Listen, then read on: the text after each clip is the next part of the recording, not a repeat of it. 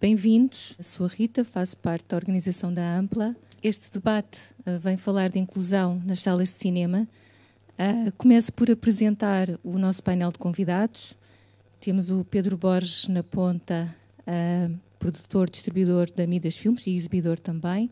A Rita Rio de Sousa, da Castelo Lopes Cinemas. Depois temos a Joana Reais, cantora, performer, vai ser a nossa moderadora. Temos a Inês Gonçalves, atriz. Temos a Leonor Silveira, a representante do Instituto do Cinema e Audiovisual. O Sebastião Antunes, que é músico. E temos a Ana Ribeiro, que é a arte educadora. Agora passo a palavra à Maria. Passas a palavra o mais rápido possível. Obrigada, Rita. Primeiro, quero usar as poucas palavras que conheço em língua gestual.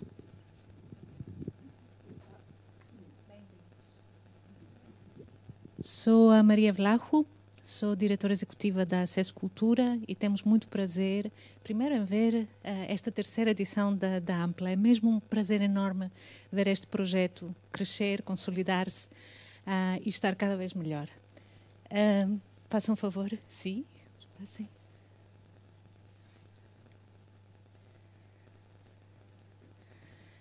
Sou uma mulher branca, estatura média, 1,64 m. Tenho cabelo castanho claro, à altura dos ombros, calças pretas, uma camisa em tons de vermelho e preto e como se chama isto?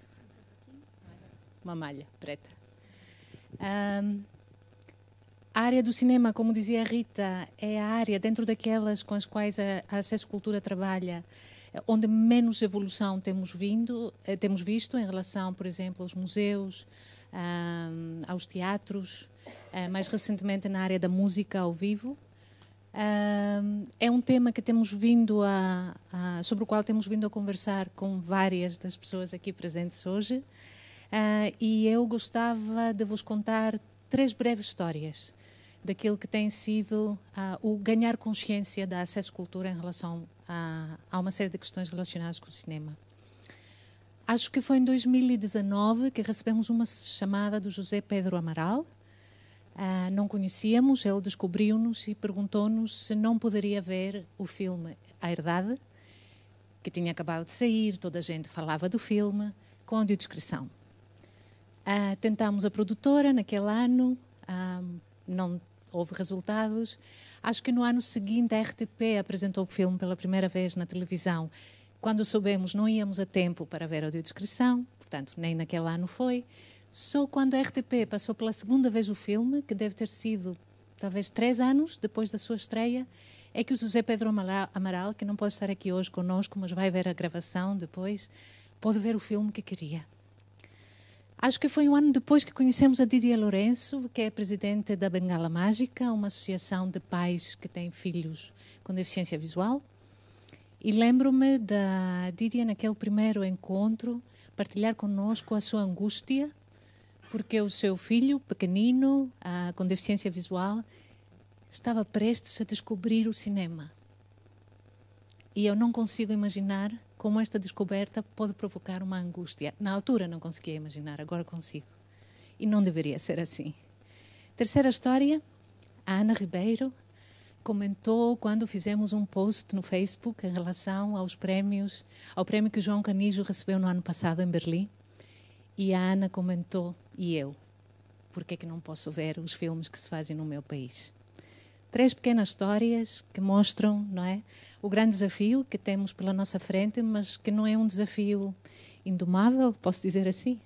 É uma questão de termos um plano. Consciência vamos ganhando e a partir daí de termos um plano e de avançar. Não ficar para sempre a conversar. Muito obrigada e passo a palavra à Joana. Vamos ver um filme, não é? Sim. Vamos abrir a conversa com um excerto de um filme. O filme é Um Caroço de Abacate, do Arizara.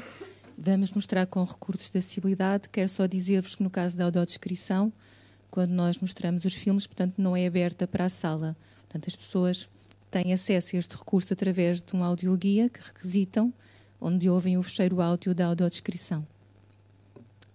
Até já.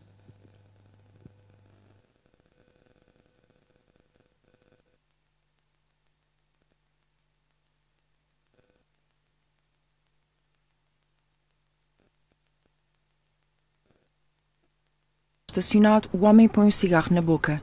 O seu perfil é levemente iluminado por um candeeiro de rua. O telemóvel preso ao tabuleiro ilumina-se. O homem leva a mão à testa. Atende. Olá, amor. Estás-me a ouvir? Espera aí, que estás no auricular, espera aí, dá-me só um segundo. O homem abre a porta do seu lado. Já te ligo. Larissa entra pela porta oposta. Olá, boa noite. Boa noite. Oi, não. Oi. Oi, não, sai do carro. Sai do carro. Você acabou de abrir a porta para eu entrar? Eu não abri a porta, destranquei a porta porque... Sai do carro, não, sério, sai do carro.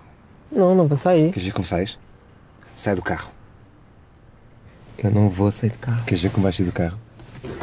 Ei, calma. Eu viajei. Foi só isso, foi um mal entendido, já percebi tudo. Eu só preciso que você me leve até ali. Eu tenho cara de chofer. Sai do carro, se faz favor. Me deixa ali à frente e eu saio do carro. Por que eu te vou deixar ali à frente? Explica lá. Ai, Guilherme, eu arranjei um problema com umas travestis ali atrás e eu não posso voltar lá. Tu queres que eu te debulei até lá ao fundo? Uhum. Depois sais do carro. Sim. E é só isso. Uhum. O homem olha em volta. É só isso. Só isso. Imóvel, ele observa Larissa. Põe o cinto. Larissa sorri. Põe o cinto. Tá? Pôs o polegar com a unha comprida entre os dentes brancos. Os lábios entreabertos num sorriso provocador. Nós acabámos de assistir a um excerto da curta Um Caroço de Abacate, como a Rita disse bem, que foi exibido na edição do ano passado deste Festival de Cinema e que mostra os 3 recursos de acessibilidade disponíveis aqui na Ampla. Eu espero que todos saibam quais são. Portanto, legendagem, audiodescrição e interpretação em língua gestual portuguesa. E questiono-me, não é? Por que será que este tipo de recursos é ainda tão escasso em Portugal? Por que será que nos encontramos na única mostra de cinema efetivamente inclusiva em Portugal? E, na verdade, como falar de inclusão num setor artístico quando, nas palavras do realizador António Pedro Vasconcelos, não existe, nunca existiu, a história do cinema português é a história dos filmes que não se fizeram. Na minha opinião, penso que é justo afirmar que há uma ausência de política de fundo, há uma ausência de coesão territorial, há uma ausência de um grupo de pressão e não sei até que ponto, não é? Parece-me a mim que há até uma ausência da consciência de que o cinema em Portugal exclui parte do seu público. Temos aqui os nossos queridos convidados e aqui do meu lado esquerdo eu tenho a Inês. Inês, vou já começar por ti. O tempo é curto, eu imagino que existam variedíssimos comentários, perguntas, questões que todos com certeza querem fazer parte deste debate e a ideia é precisamente essa, ser a pouco e pouco cada vez mais uma conversa. Mas eu vou já aqui entrar a matar. Inês, é um prazer conhecer-te, estar aqui contigo. És atriz e estás a frequentar a Escola Superior de Teatro e Cinema, não é? E eu gostava de te perguntar, tu, quando queres ir ao cinema, como é que tu fazes? Explica-nos, diz-nos como é que é uma ida tua ao cinema, por favor. Olá, boa tarde. Queria só agradecer o convite. Também queria fazer uma breve descrição de mim própria. Eu sou uma jovem mulher branca, cis. Os meus pronomes são ela, dela. Tenho o cabelo comprido, castanho, rosto comprido, olhos grandes, castanhos, boca grande também. Uso uns óculos. Tenho braços compridos e pernas compridas. Considero-me uma mulher magra, alta. Estou a usar uma camisola vermelha e umas calças pretas e uns ténis brancos e pretos. Comigo tenho uma cadela guia, é a Luta, a minha cadela guia, que é uma cadela preta e tem olhos castanhos como os meus. Desculpa, a pergunta, podes repetir? Só Claro. para... Como é que é uma ida tua ao cinema? Ou seja, uma ida minha ao cinema é logo para começar que eu não tenho autonomia para ir sozinha ao cinema. Primeiro posso até referir alguns pontos que, ou seja, para aceder à bilheteira física ou para comprar pipocas ou sumos, não existe nenhuma sinalética que me permita fazê-lo sozinha. Na entrada da sala, para encontrar o meu lugar, o meu assento, também não existe acompanhamento nem sinalética adequada. Então condiciona logo a minha ida sozinha ao cinema. E fora os recursos de acessibilidade que eu preciso, que é a audiodescrição, no meu caso, que também nunca em Portugal eu assisti a um filme com audiodescrição, e foi a primeira vez aqui agora que assisti a um short, não é? De um filme. É esta então... curta. Ok. Obrigada, Inês. Gostava de passar a palavra ao Sebastião. Olá, Sebastião, muito prazer. Olá, boa tarde. Eu vou aproveitar, devia tê-lo feito antes, mas estava com pressa. Então vou aproveitar rapidamente para me descrever. Sou uma rapariga morena, cabelo encaracolado, tenho uma blusa roxa, uma saia prateada e agora tenho um microfone na mão, sou cantora, estou habituada a ter microfones na mão. É um prazer estar aqui. Sebastião, queria-te perguntar também... o que é que tu fazes quando queres ver um filme específico? Eu sei que tu, para além de músico, és um cinéfilo assumido. Como é que tu fazes para ver um filme que queiras muito ver? Vou fazer uma breve descrição da minha pessoa. Tenho uma estatura média, não sou muito magro nem muito gordo, tenho o cabelo completamente branco e estou todo vestido de preto, com óculos pretos. Eu efetivamente consumo imenso cinema, particularmente, ou melhor, quase totalmente apenas cinema europeu, porque eu não sou não sou muito versado em entender a língua inglesa com a rapidez que ela se passa no cinema, portanto, e como não consigo ler legendas, obviamente. Mas aqui eu tenho que dizer que assim, eu concordo perfeitamente com tudo aquilo que a Inês disse, porque efetivamente nas salas de cinema não há nenhum ponto que esteja lá feito a contar com as pessoas que não vêm, salvo aquelas sessões que já são previamente preparadas para existir com audiodescrição, que são 2 por ano, uma em Lisboa e outra no Porto.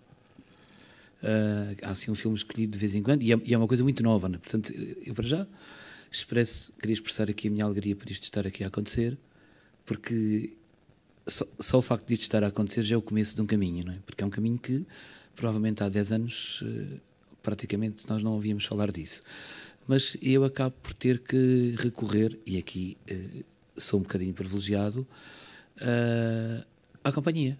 Portanto, normalmente não vou ao cinema sozinho e portanto, vou acompanhado por uma pessoa que gosta do mesmo estilo de filmes, que gosta dos mesmos assuntos. Vemos imensos filmes portugueses, franceses bastantes, muitos, e portanto somos consumidores de cinema porque existe esta parceria, este gosto. É por isso, e isso criou em mim uma paixão bastante grande pelo cinema, mas porque tenho a sorte de recorrer, portanto não tenho uma independência que me permita ir para uma sala de cinema sozinho, porque não está lá nada que me possa valer. Portanto, no fundo, partilho da mesma experiência. Obrigada, Sebastião. Gostava de reforçar aquilo que disseste, que por muito que ainda haja um longo caminho a percorrer, só o facto de estarmos aqui agora é um início, ou pelo menos é mais uma pedra neste caminho, e portanto alegria por esta mostra, por este acolhimento, por estarmos aqui todos. E agora vou passar a palavra à Ana, que está muito atenta a ler aquilo que nós estamos a dizer, não é? E, portanto, ainda bem que temos aqui o recurso a esta... Como se chama isto propriamente dito? Esta legendagem, ok. Esta legendagem automática. All right. Ana, podes contar-nos como é que é uma ida tua ao cinema? Ou quererás contar-nos um bocadinho como é que têm sido as idas ao cinema na tua vida, não é? Porque sei que há um antes e um depois.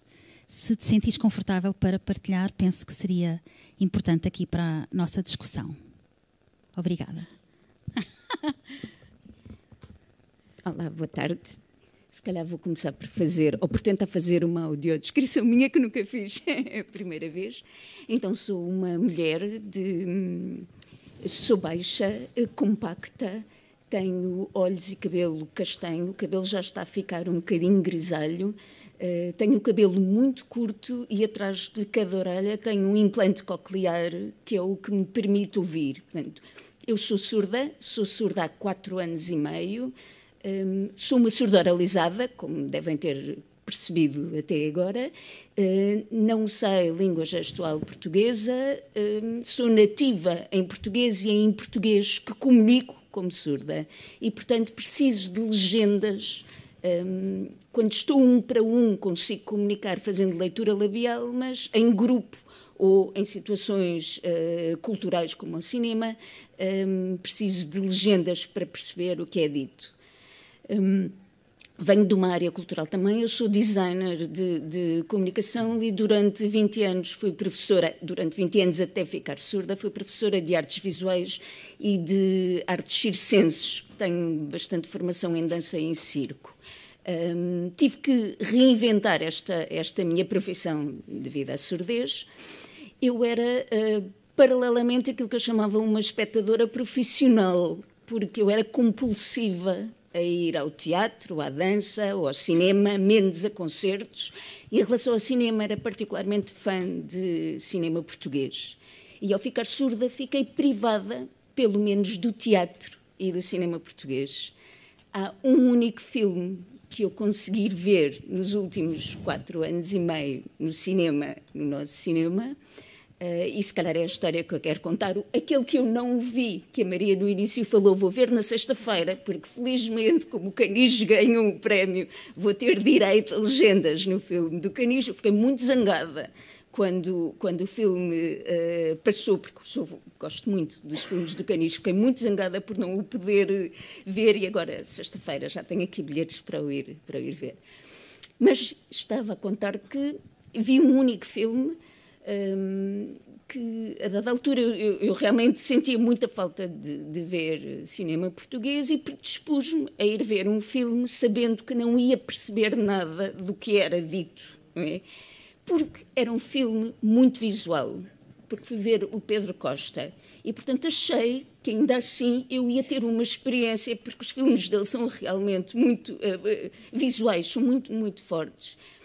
Hoje em dia acho que não sei se eu deveria ter feito no sentido em que eu estou a ceder a ter uma experiência que é menos que qualquer outra pessoa, não é? A mim não me é possibilitada a experiência total da obra daquele artista, mas ainda assim eu fui. A minha grande surpresa é que quando lá cheguei o filme estava legendado. Estava legendado porquê? Porque ele é maioritariamente falado em crioulo. Portanto, de repente, eu consegui ver um filme português. Portanto, obrigado, Pedro Costa, porque ele não é falado em português. Portanto, aquilo que é um mecanismo de acessibilidade a qualquer pessoa que não fale crioulo, que eu também não falo, era também aquilo que eu precisava para poder ir ao cinema. Portanto, foi o único que eu consegui ver. Dizer também que para alguém que era compulsiva a ver espetáculos, isto é realmente quase uma mutilação, tirar esta parte cultural. A nível pessoal e a nível profissional, porque qualquer pessoa que seja criadora ou que seja, eu atualmente considero-me uma espécie de mediadora cultural, não é? Mas também crio esta mediação, é alguém que precisa de ir buscar de ir respirar aquilo que os outros criadores fazem. Portanto, eu, pessoalmente e profissionalmente, sinto que me cortaram esta possibilidade de ser mais, quando me negam a minha própria cultura. Muito obrigada, Ana. Acho que foi um belíssimo testemunho. Muito obrigada por tê-lo feito. Vou passar aqui a palavra à Rita, que está aqui do meu lado direito, e que vai ser assim a primeira representante de uma entidade a levar uma pergunta. Rita, como é que se sente a ouvir estes testemunhos? Já tinha pensado em alguma destas questões? Vou usar aqui chegar aqui. Olá a todos. Antes de mais, obrigada à Ampla pelo convite. Vou tentar também apresentar-me rapidamente. O meu nome é Rita, faço a direção dos cinemas Castelo Lopes. Estou vestida de preto, tenho olhos azuis, estatura baixa e cabelo castanho claro.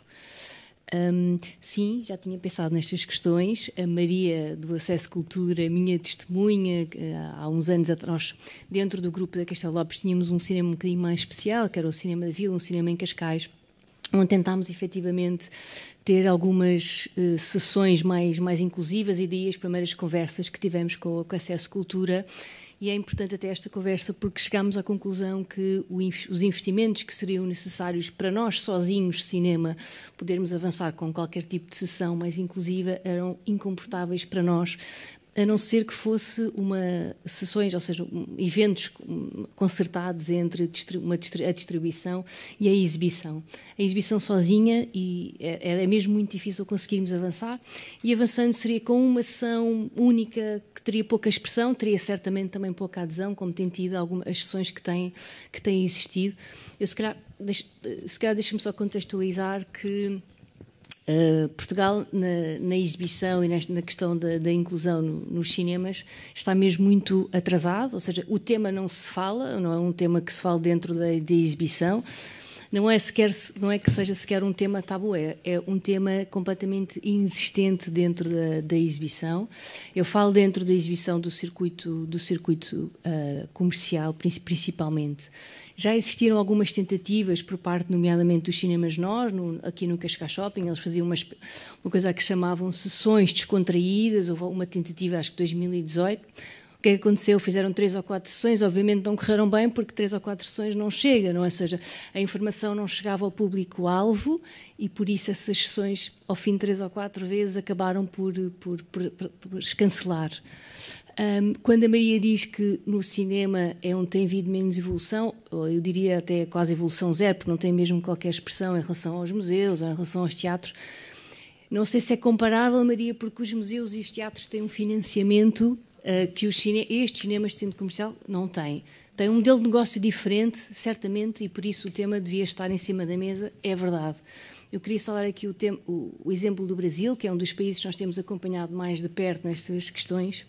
Até trazia aqui a frase mesmo que o Brasil começou a obrigar os exibidores e os distribuidores a unirem-se para terem estas sessões mais inclusivas em 2016. Era suposto em 2021 o assunto já estar em andamento, e só em janeiro de 2023 é que, e a muito custo, efetivamente se começa a ver resultados no Brasil. Mas o que a ANCINE, que é a Agência Nacional do Cinema, nos diz é que os exibidores e os distribuidores de filmes devem proporcionar recursos de acessibilidade às pessoas com deficiência visual e auditiva. Isto não existe em Portugal, ou seja, não existe qualquer obrigatoriedade, não existe efetivamente grupos de pressão, e os exibidores têm caminhado sem fazer nada, ou fazendo muito pouco. O que tem havido há festivais de cinema que têm organizado algumas sessões inclusivas em alguns cinemas. Essas sessões têm tido também pouca adesão. Eu acredito que porque são tão únicas que efetivamente acabam por nunca chegar mais uma vez ao público-alvo, e tem havido. O Cinema Sítio, nomeadamente, tem tentado fazer, e correm sempre, é sempre muito difícil. Depois o que é que acontece? Ou seja, de repente essas sessões acabam por desaparecer porque a justificação é: então não temos público, então vamos desaparecer. A nível de filmes, eu também gostava de dizer que os filmes que os cinemas recebem são filmes que vêm das distribuidoras de cinema e que já vêm prontos, fechados, e que são raros os filmes que têm, por exemplo, legendagem em português. São mesmo muito poucos os que têm. Os que têm são até filmes muito especiais e às vezes filmes que nem sequer passam no circuito comercial de cinema, ou seja, que são capazes de passar, se calhar, no Ideal, mas que não vão passar no Colombo, por exemplo. E que no caso da Castelo Lopes até é mais grave, porque nós temos cinemas em cidades onde não há mais nenhum cinema. Portanto, as pessoas só têm acesso ao cinema naquele cinema, que tem 3, 4, 5 salas e que por isso está muito limitado o espaço também, mas que também está limitado nesta questão de o que é que existe para exibir nos cinemas. E ou existe um esforço conjunto entre exibidores e distribuidores, ou acho que a situação vai continuar mesmo muito igual. Sim, depois ainda há aqui a questão também, existem também cinemas apoiados pelo ICA, nomeadamente, por exemplo, no apoio à exibição, mas que estamos a falar de um apoio para a programação e que é de um apoio anual de 60 mil euros, que dividindo pelos 12 meses também, quer dizer, não dá para muita coisa, tendo em conta os custos que temos. E depois não é só os custos para uma sessão, também tem que haver formações de sensibilização sobre o modelo social de deficiência para as equipas que trabalham nos cinemas, não é? Ou seja, não é só acolher essas sessões, mas é também que depois o próprio staff do cinema saiba como agir, como acolher. E isto é muito importante porque, efetivamente, ou seja, não é só ter os conteúdos, não é só recebermos os filmes, é muito mais profundo do que isso, é recebermos os filmes, mas depois a garantirmos que as equipas que temos nos cinemas saibam receber toda a gente. Não é? Sim. A inclusão é um conceito vasto, não é? Não é apenas ter, enfim, digamos, a caixinha das legendas, é muito mais do que isso. Sim, deixe-me só terminar com uma coisa muito rápida, que é o que os cinemas têm efetivamente feito, ou seja, os cinemas têm inspeções regulares da IGAC, por exemplo, e uma das coisas que tem estado sempre em cima da mesa por parte da IGAC, penso que é única e que tem a ver com acessibilidade para pessoas de mobilidade reduzida, que tem a ver com, ou seja, nós temos que ter X lugares para cadeiras de rodas, e esses lugares antigamente estavam todos juntos e agora, desde 2017, tem que ter o lugar para cadeira de rodas e seguir imediatamente ao lado, uma cadeira para o acompanhante. E isso obrigou que os cinemas, efetivamente, alguns deles tivessem que alterar arquitetonicamente, ou seja, alterar a sala em si, alterar projetos, entregar esses mesmos projetos na ANPC, ou seja, isso tem sido um custo pesado, porque é uma coisa até relativamente simples, mas que pressupõe custos pesados, e efetivamente as salas têm feito isso, mas porque a IGAC também, e porquê? Porque existe uma normativa para isso, mas é a única. Ao nível, portanto, dos acessos físicos, digamos. Sim. Pois, se calhar pode ser eventualmente oportuno dar brevemente a minha experiência, embora eu esteja a ver aqui outras cadeiras de rodas, portanto, daqui a pouco, quando passarmos a voz... Sim, pessoas em cadeiras de rodas. Eu estou a ver cadeiras e pessoas em cadeiras, ora, pois com certeza. Daqui a pouco passaremos também a voz ao público e seria extraordinário ouvir os vossos testemunhos, mas eu, enquanto pessoa com uma deficiência motora, portanto sou biamputada, tanto na minha perna esquerda como no meu pé direito, há 15 anos, tenho assistido a uma grande evolução ao nível da acessibilidade física. E um dos cinemas onde me desloco quando quero assistir a um filme e a uma programação que me agrada e já sei que os obstáculos vão ser perto de zero, é o Cinema Ideal. E tenho aqui o Pedro Borges, que me está a olhar com um ar muito desconfiado. Estou a dizê-lo. Pedro, enquanto diretor da Midas Filmes e enquanto programador do Cinema Ideal, eu imagino que, na verdade, não faço ideia se teve se deu algum input ao nível da grande reestruturação que o Cinema Ideal sofreu, se esteve minimamente presente nisso ou não, confesso que não sei. Se tiver estado, será que nos pode partilhar um bocadinho como é que foi? Ou seja, é um cinema que se encontra no centro de Lisboa, com inúmeros desafios, mas a verdade é que está acessível ao nível motor. O Pedro diz que não. É tudo tretas. Não, Então começo, é uma experiência nova também para mim. Tenho 1,70 m, cabelo grisalho porque já sou sexagenário há alguns anos, estou vestido de castanho e azul. Não, eu quando me fizeram o convite para vir aqui, achei importante. É um tema que já percebi que em grande parte me escapa e que não está nas preocupações do trabalho que eu faço. Não tenho a certeza, mas à partida toda a gente que está nesta sala deve estar consciente que o trabalho que em geral se faz na área da cultura e no cinema também é sempre feito com grandes limitações e, portanto, quando se está permanentemente a pensar nas desgraças que vêm aí ou nos problemas do dia-a-dia, raramente se pensa em preocupações como as que tenho estado aqui a ouvir até agora. E, por outro lado, também partimos sempre do princípio, quando digo eu, é o meio em que eu me mexo, partimos sempre do princípio que se aquilo que nós conseguimos, os financiamentos que conseguimos reunir já são em geral muito limitados e muito reduzidos para aquilo que fazemos, estarmos a fazer esforço no sentido de abordar problemas que são ainda mais especializados, dificilmente estaria ao nosso alcance. E, portanto, partimos sempre do princípio que há outras pessoas que têm que, antes de nós. Por outro lado, há uma coisa que eu sei que é, e no memorando que me enviou sobre as coisas que me ia perguntar aqui, que não era bem isto, houve desde logo uma coisa que... Há sempre uma resposta que eu tenho que é simples e que, sinceramente, estou de acordo com ela, que é, há certas coisas que só mudam se houver imposições. E algumas delas são as cotas, por exemplo, quando me perguntava por escrito o que é que eu pensava sobre uma majoração de 10% para projetos realizados por mulheres ou para a integração de pessoas com deficiência nas equipas, eu não tenho dúvidas sobre isso. O mundo só muda, ou este tipo de coisas só muda no mundo com imposições, com cotas, com regras. Será normal, e eu também tinha essa resposta, que é, sim senhora, há certo tipo de coisas que acho bem que a partir do momento em que se trabalha com apoios públicos se tenha cotas, imposições. Em geral seria bom que houvesse também contrapartidas, porque isso implica sempre outro tipo de esforço, ou um esforço a mais. Agora, o que eu ouvi dizer sobre o filme do João Canis, por exemplo, é uma coisa que é... Se calhar a informação também não circula tão bem. Não era complicado para nós fazer uma sessão do filme com legendas, ou seja, que os diálogos do filme estivessem sob a forma de legendas.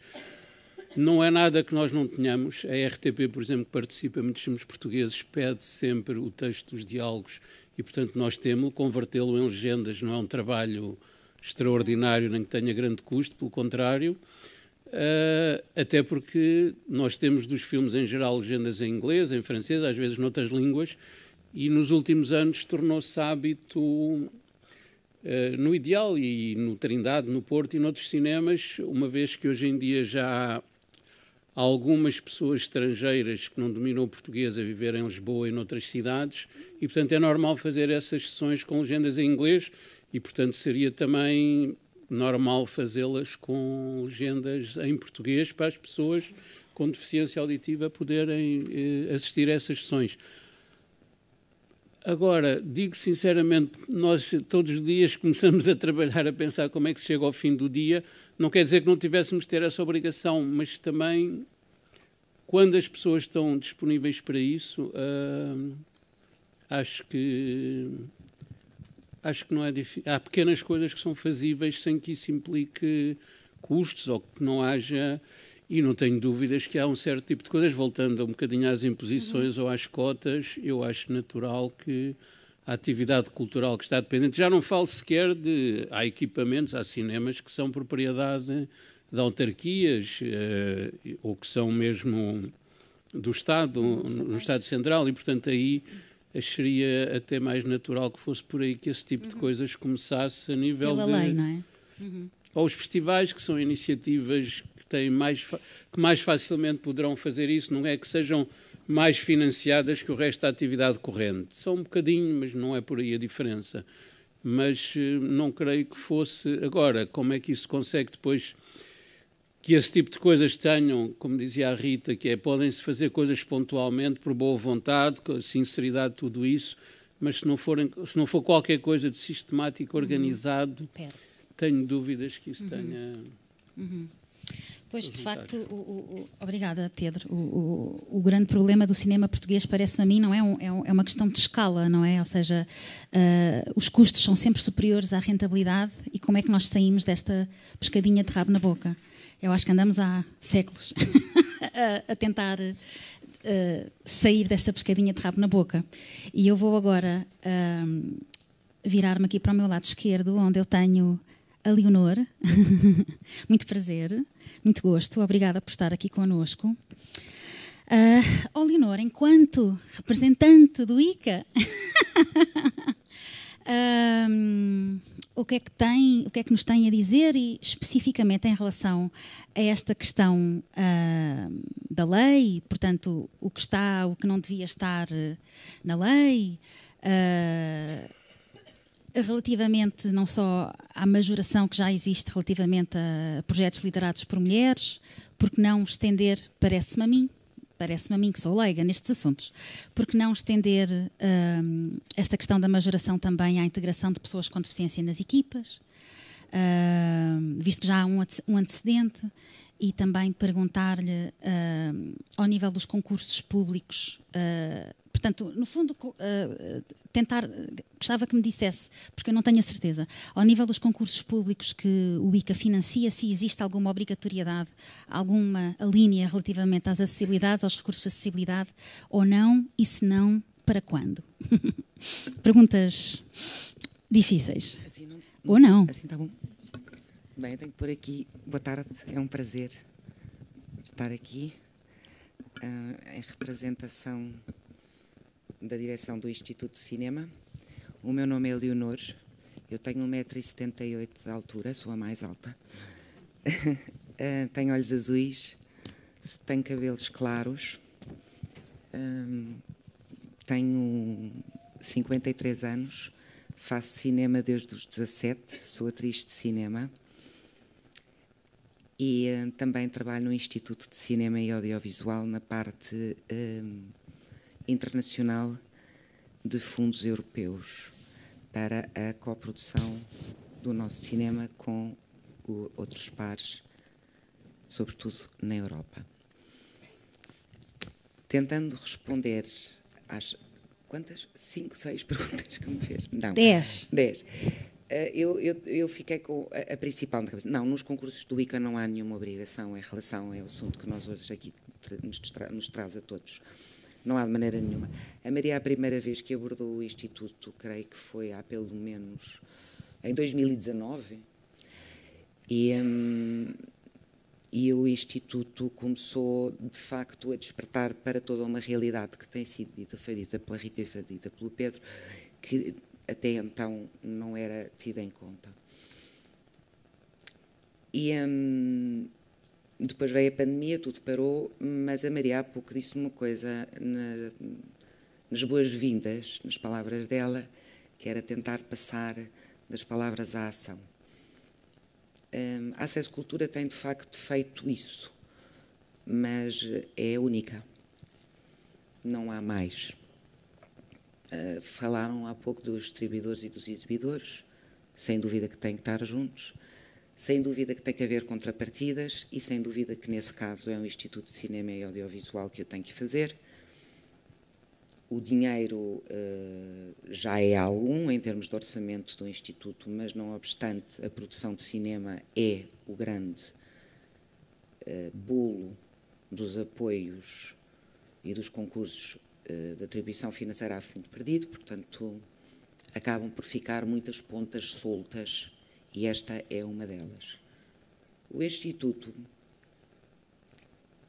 foi sujeito a um estudo por duas empresas, uma nacional e outra estrangeira, para poder fazer o levantamento daquilo que não existe, aquilo que está em atraso, aquilo que está bem e que deve continuar a ser desenvolvido.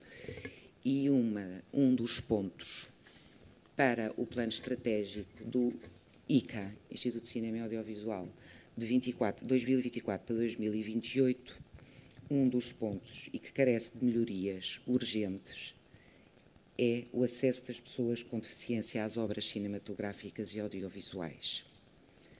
Portanto, o Instituto tem que, como objetivo, seu e estratégia a apresentar imediatamente, ou seja, ao longo de 2024, através de várias reflexões e diálogos com os seus pares do terreno, ou seja, distribuidores, exibidores, e tendo aconselhamento de quem sabe, para se poder incorporar, de alguma forma, na regulamentação existente dos fundos a atribuir, seja para exibidores, seja para distribuidores, seja para produtores, a incorporar da maneira mais adequada, desde critérios a majorações, a medidas específicas, a projetos piloto, etc. Quer dizer, aspectos de várias políticas e desígnios da vontade do Instituto, ou de, pelo menos daquilo que se chama serviço público, na sua com total generalidade, ou seja, abarcando todos, e em especial no que se refere à igualdade de género, à inclusão, e também temos outro que é a sustentabilidade ambiental. Portanto, ou seja, o Instituto, neste momento, e após a entrega deste plano estratégico, tende a, quer ao longo de 2024, poder, através de várias equipes multifacetadas, poder se debruçar sobre estes dados, estes momentos específicos que aqui disse, e sobretudo este que nós estamos aqui a falar, o acesso ao cinema. Portanto, o que é que foi feito no passado até agora? Nada, mas isso a Rita há um bocadinho disse. Problema, o que é que existe para facilitar a vida das pessoas para ver cinema? Não foi feito nada. Se é um ponto do dia-a-dia, não é. Se tem que passar a ser, tem. Eu, há muitos anos, tinha um familiar meu a quem eu tinha que acompanhar e gostava muito de ir ao teatro e ir ao cinema com ele, e, obviamente, como não sentia mobilidade reduzida, e andava de cadeira de rodas, e, como disseste há pouco, era há uns 20 anos atrás muito mais complicado do que me parece ser agora, e, graças a Deus, bem haja, que há algumas luzes, mesmo assim. Sim. Obrigada, Leonor. Portanto, eu espero que seja feito, que se passe um bocadinho das palavras às ações, que o Instituto tenha as contrapartidas para dar, ou que possa, pelo menos, abrir as portas aos atores que estão no terreno, os distribuidores, os exibidores, os produtores, para poder, de facto, conseguir abrir toda essa janela, para que seja possível, não é? Mas com contrapartida, porque a obrigatoriedade, a lei da bufatada não existe, e, portanto, terá que ser assim. Obrigada. Obrigada, Leonor. Eu vou pegar aqui um bocadinho num ponto que a Rita disse ainda há pouco, que tem a ver com o exemplo no Brasil, com o exemplo brasileiro, do cinema brasileiro, onde vivi nos últimos 7 anos, tirando aqui esta parte da pandemia, mas essa parte a gente ignora, parece que não existiu, na vida das pessoas, digo eu. E, portanto, o Brasil, um país onde a questão da rentabilidade versus custos também se aplica, pode parecer que não, mas também se aplica. A acessibilidade é uma obrigação legal, e os projetos que recebem financiamento público têm como contrapartida obrigatória disponibilizar recursos de acessibilidade. E eu sei, porque me movo neste mundo da cultura e tenho vários amigos cineastas e dentro do mundo de cinemas de bairro, portanto, numa outra escala, que é da Castelo Lopes, penso eu, numa escala um bocadinho mais abaixo, até porque o Brasil é gigante e há muitas outras escalas para além desta nossa realidade portuguesa. Mas, de facto, tem-se assistido, no último ano e meio, 2 anos, a um aumento do número destas pequenas empresas que disponibilizam os recursos de acessibilidade. Portanto, parece-me a mim que a partir do momento em que a coisa esteja legislada ou incorporada em normas, que é um bocadinho, no início, à bufetada, como estava a dizer, mas que a pouco e pouco a coisa, o comboio vai ter que andar, pronto, digo eu.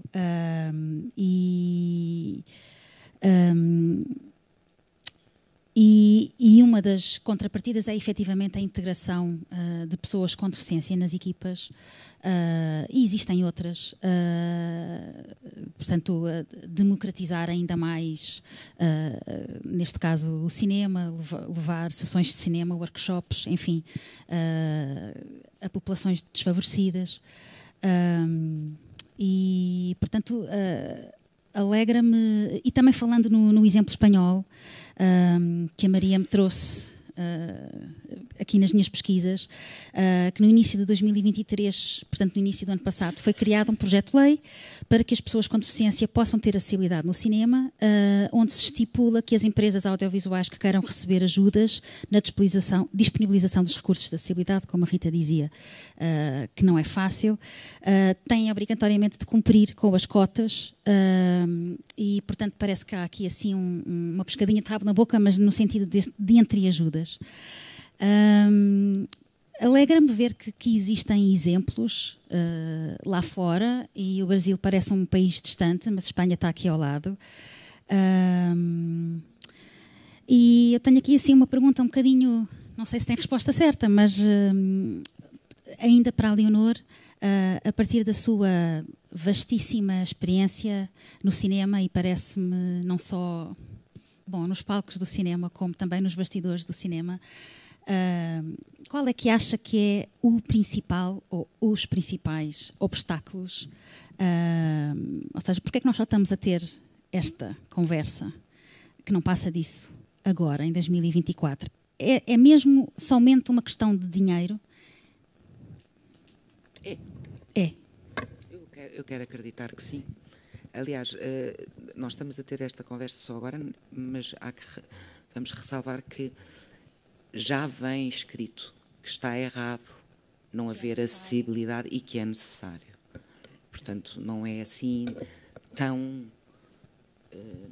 há uma ligeira consciência. Não, há uma obrigatoriedade, há um apontar o dedo, que eu acho que é diferente do que há uma ligeira consciência, mas há quem aponte o dedo. E quando o único instituto, o único sítio que apoia o cinema, e o cinema em Portugal recebe esse cartão amarelo, a dizer nada fazes e é necessário, e é absolutamente exigível apresentar contrapartidas, como disse há pouco, aos players, aos exibidores, aos distribuidores e aos produtores,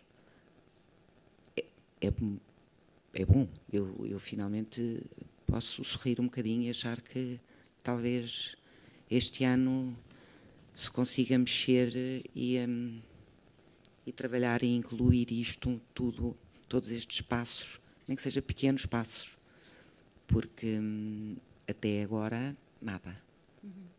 Mas eu acredito que as dificuldades financeiras os orçamentos que o cinema em si obriga são, de facto, o grande obstáculo até à data, porque o cinema em Portugal tem atravessado crises gravíssimas, como todos sabemos, e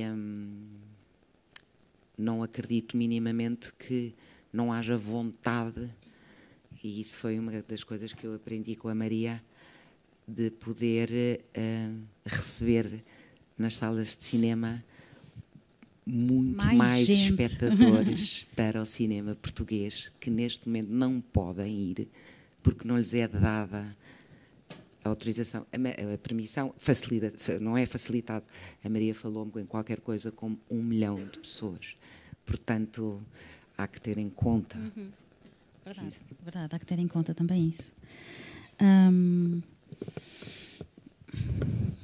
Ao ouvir a Leonor dizer agora mesmo que que cada vez mais se aponta o dedo sobre esta falha, digamos assim, sobre isto. Esta e outras, exato. E agora falando aqui nesta, eu gostava de perguntar à Inês, ao Sebastião ou à Ana, a quem quiser responder, será que nós, pessoas com deficiência ou surdas, não temos também aqui uma cota de responsabilidade? Visto que o tema do... a Maria está-se a rir. Visto que o tema da... portanto, o título aqui do nosso debate é Onde reside a responsabilidade? E eu, enquanto pessoa com deficiência, estou aqui a colocar também um bocadinho o dedo na ferida, e é também um bocadinho a minha ferida, não é? Porque me parece que existe... não existe um grupo de pressão em Portugal sobre estas coisas, ou vão existindo, talvez, coisas pontuais, mas o que é que vocês acham? Acham que... Porque é muito fácil ouvir, não é muito fácil, é comum ouvirmos do outro lado que, e ainda há pouco, não sei, penso que foi a Rita que também falou, que houve sessões aqui e ali, e estava-nos a dar o exemplo de Cascais, e depois ia pouca gente, e depois não valia a pena, e parece assim um bocado, então não há ninguém, e eu sei que não é verdade. Nós existimos, nós estamos aqui. Até que ponto é que a própria comunidade tem alguma responsabilidade? O que é que acham? Podíamos estar a fazer mais do que aquilo que estamos a fazer? Ou já estamos a fazer? Ou tivemos durante muito tempo em silêncio? O que é que acham?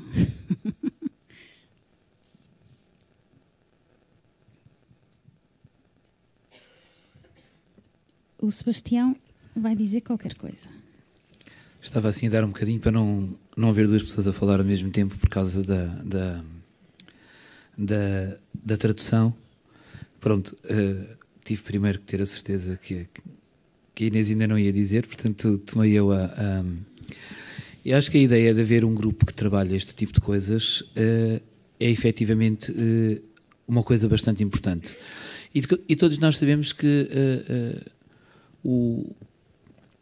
os públicos fazem-se de hábitos também, não é? É evidente que às vezes foram criadas algumas sessões com legendagem, com audiodescrição, para alguns filmes, e aparecem muito poucas pessoas. É um facto, da mesma maneira, e atenção que eu estou aqui a defender a ideia dos vários fatores, distribuidores, exibidores, Estado, Instituto do Cinema, isto ser um esforço conjunto e não ser um processo individualizado. Portanto, aquilo que eu vou dizer não está a apontar a nada, mas da mesma maneira como eu sou totalmente defensor de que a cultura tem que ser protegida, que o cinema tem que ser protegido, e às vezes a relação custo-rentabilidade é uma relação difícil. Há filmes que são filmes brilhantes, que precisam de ser subsidiados, que depois não têm uma correspondência de público tão grande como seria desejado, e as pessoas dizem, pois, mas aquilo teve muito pouca gente. Eu penso que se pensar um bocadinho nesta coisa das acessibilidades no cinema, mais ou menos pelo mesmo prisma, não nos é muito difícil chegar à conclusão que entre uma responsabilidade da comunidade, entre distribuidores e exibidores e todos os implicados em todo este sistema que estamos aqui a falar, nós vamos perceber que, se colocarmos as várias coisas numa perspectiva mais ou menos igual, e pondo aqui também a comunidade com a responsabilidade de se ir mostrando e mostrando sempre que é possível, sempre que há oportunidade para isso, de dizer, eu também gostava de ir ver esse filme, como ouvimos aqui no princípio, eu penso que há um bocadinho de responsabilidade também da nossa parte. Claro que nós não temos propriamente um grupo de pressão, mas temos muita gente que adorava ir mais vezes ver filmes, ou que tivesse a possibilidade de ir assistir a vários. Se há uma responsabilidade, eu penso que há aqui uma ideia de conceito que, se fosse abarcado portanto, para além dessa responsabilidade da comunidade, há aqui uma espécie de conceito, mas isto também é um bocadinho transversal, isto também é um pouco transversal a tudo, não é? Até chegarmos a um conceito generalizado de necessidade, estas coisas levam o seu tempo. Portanto, se nós olharmos um bocadinho para todas as coisas em formatos de cultura necessária, de alguma maneira passaram por isso. Eu penso que nós temos a nossa responsabilidade de haver polos de resposta, de haver contactos, de haver troca de informação, de haver diálogo, não querendo estar aqui a usar uma palavra já um bocadinho... pronto. Mas eu penso que sim, que se as responsabilidades forem juntas, a minha, a das pessoas que gostam de ir ao cinema, a das pessoas que produzem, que o distribuem, que o põem em público, eu penso que não é uma coisa impossível de, pelo menos, aumentar a possibilidade de haver várias sessões por ano e até filmes portanto, com sessões que estão lá disponíveis para quando alguém solicita. E permite-me colocar mais uma vírgula. E já agora, e por todo o país, deixar um bocadinho esta coisa de ser Lisboa e Porto. Claro que é óbvio porque é Lisboa e Porto, mas Portugal é muito mais do que Lisboa e Porto, não é? E já agora tentar um bocadinho mais de abrangência. Obrigada, Sebastião. Inês e Ana, querem acrescentar alguma coisa? Aqui? Ok. Esta tua pergunta levantou-me várias questões. Estava aqui a pensar. Eu acredito que a responsabilidade tem que ser uma responsabilidade partilhada. Eu não sinto que tenho mais responsabilidade do que as pessoas que trabalham diretamente com o cinema, eu enquanto espectadora. Eu acho que a minha responsabilidade passa por falar publicamente sobre aquilo que sinto em relação a estas questões, sobre a falta de... estou muito perto. Ok. Sobre a falta de acesso e dos recursos de acessibilidade. E depois penso nesse grupo de pressão que estavas a referir, que, ou seja, por exemplo, aqui nesta situação específica, eu, por exemplo, não conhecia nem o Sebastião nem a Ana, nunca me tinha cruzado com eles, também derivado ao facto de não haver sessões acessíveis, então também as pessoas não se cruzam, e eu acredito que o cinema também é um espaço de encontro social. Então, de repente, como criar estes grupos de interesse e de luta, se também não existe pontos de encontro nesse sentido? Ou seja, como é que eu sei que a pessoa que está ao meu lado tem interesse por cinema também? Também me levanta essas questões. Sim. Ana, claro. Então, eu também partilho da opinião da Inês, que acho que a responsabilidade também é nossa. Se nós, pessoas com deficiência, não falarmos das nossas necessidades clara e abertamente, os outros não podem... eles não sabem que elas existem a maior parte das vezes, não é? Portanto, é da nossa responsabilidade ser claro naquilo que nós precisamos para usufruir culturalmente daquilo que os outros têm já por direito. Além disso, o falarmos disto abertamente faz com que deixe de ser uma espécie de um tabu, não é? Deixamos de ser olhados como os coitadinhos que não podemos, que se eu ficar em casa fechadinha, ai, que eu não consigo ir ao cinema a chorar por isso, não vou conseguir de todo chegar a ir ao cinema. Portanto, o facto de poder expressá-lo e em voz alta e em grupo é sempre mais eficaz do que em voz baixa e isoladamente, faz com que os outros também percebam que isto é normal, que há mais pessoas assim e que há que incluir estas pessoas e dar só a forma de acesso a estas pessoas para que elas tenham a capacidade de usufruir igual à das outras pessoas. Obrigada, Ana. Eu partilho desta mesma opinião. Eu acho que a responsabilidade é partilhada, como creio que todos vocês disseram, e é ótimo podermos estar aqui a fortalecer-nos, não é? Como a Inês dizia, olha, eu não conhecia estes meus colegas, bom, agora, graças aqui a este encontro, à Ampla, enfim, ficámos-nos a conhecer, a nossa comunidade fica um bocadinho mais fortalecida. Eu tenho uma pergunta para a Inês, que não está aqui no nosso painel, e se calhar aproveito a oportunidade para abrir um bocadinho ao público.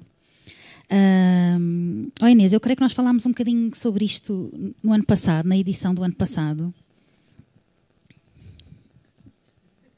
E obrigada por aceitares aqui esta ousadia, mas é uma pergunta que eu creio que faz todo sentido. Falámos um bocadinho na edição do ano passado e então com certeza terás mais dados a acrescentar, porque agora estamos numa nova edição, mas eu volto a fazer esta pergunta porque creio que é importante, contextualiza.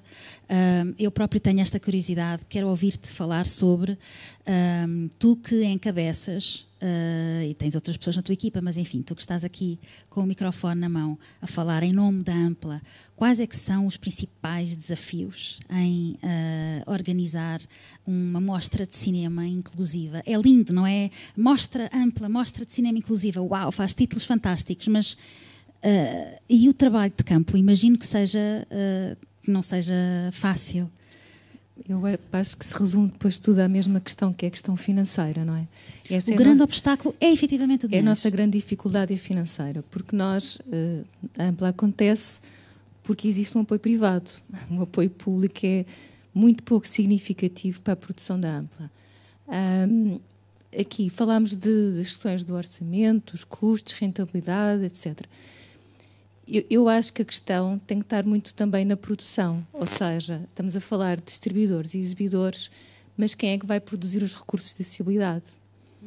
E se calhar quem produz os filmes, os orçamentos dos filmes depende de documentários, longas-metragens de ficção, seja o que for, mas a verdade é que produzir recursos de acessibilidade para um filme, dentro do contexto de um orçamento do filme, não é nada assim muito significativo. É significativo quando se fazem os recursos, quando se produzem os recursos numa ótica como nós fazemos aqui na Ampla, que é, os filmes estão produzidos e agora vamos mostrá-los e queremos mostrá-los com recursos e temos de produzir estes recursos. Então assim é complicado. Mas se houver aqui uma sintonia, eu acho, em termos de acessibilidade no cinema, não é? E que envolva exibidores, distribuidores, produtores, associações, governo, etc., eu acho que o caminho é possível. Eu lembro-me, por exemplo, eu não tenho um conhecimento muito detalhado, mas sei que eles na Austrália, que é um dos países que está mais à frente nas questões da acessibilidade, eles não precisaram de uma base legal, eles juntaram-se todos. Portanto, tiveram representantes do governo, tiveram associações, tiveram distribuidores, exibidores, produtores, todos eles a lutar pelo mesmo e num instantinho conseguiram começar a demonstrar filmes com recursos de acessibilidade. No caso do Brasil, eles estão mais à frente nas questões da acessibilidade também, mas eles fizeram logo uma normativa, que já tem alguns anos, que os filmes que são apoiados pelo Instituto do Cinema, que o Ancine, e não só pela Ancine, têm que obrigatoriamente produzir recursos de acessibilidade. E os filmes têm que ser mostrados com recursos de acessibilidade. Pronto, e isto depois já é uma responsabilidade dos exibidores, distribuidores. Dizer-vos também que no Brasil eles tinham uma meta que era em 2020 ter todos os cinemas com tecnologia assistiva para mostrarem os filmes com recursos. Não conseguiram, veio a questão do Covid, depois puseram essa meta para 2021. Eu acho que eles ainda não conseguiram. Eles têm sensivelmente 3.400 cinemas, eu pesquisei, portanto não estão todos com tecnologia de acessibilidade, mas a verdade é que já têm uma boa percentagem de cinemas a mostrar filmes com recursos. E aqui o que eles fizeram foi, os cinemas têm que mostrar, têm que ter formas de mostrar, mas nós não vos vamos dizer como é que vocês têm que fazer. Vocês ou investem em equipamento, servidores, etc., que são coisas mais caras, ou então existe agora um recurso, que são as aplicações, e o Brasil está a fazer muito uso das aplicações, porque são mais baratas, e é assim que eles estão a conseguir acessibilizar os filmes e mostrá-los às pessoas com deficiência nas salas para o público em geral.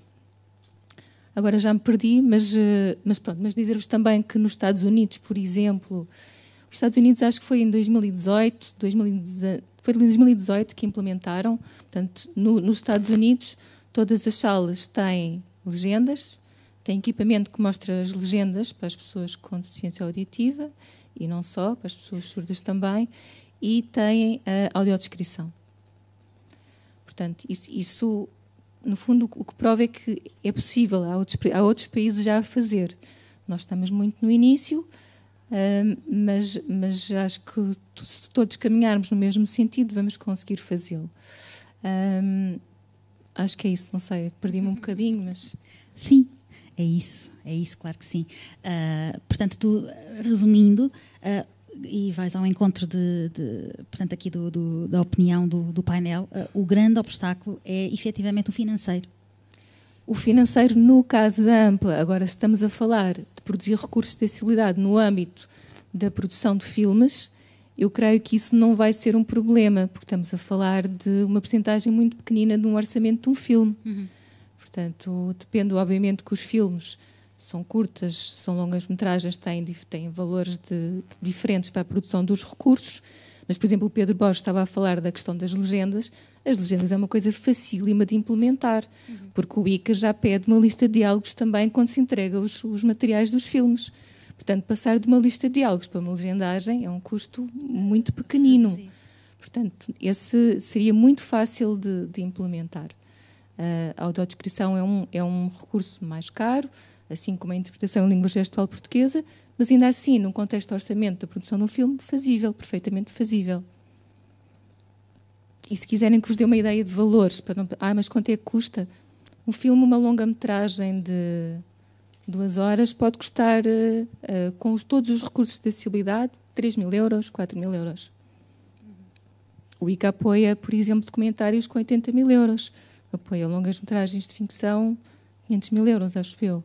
Portanto, só para terem uma ordem para perceberem mais ou menos do que é que estamos a falar. Claro. Não é? Pronto. Claro. Obrigada. Se calhar aproveito para ouvir o nosso público. Quem quer colocar alguma questão, fazer algum comentário, acrescentar algo à nossa conversa?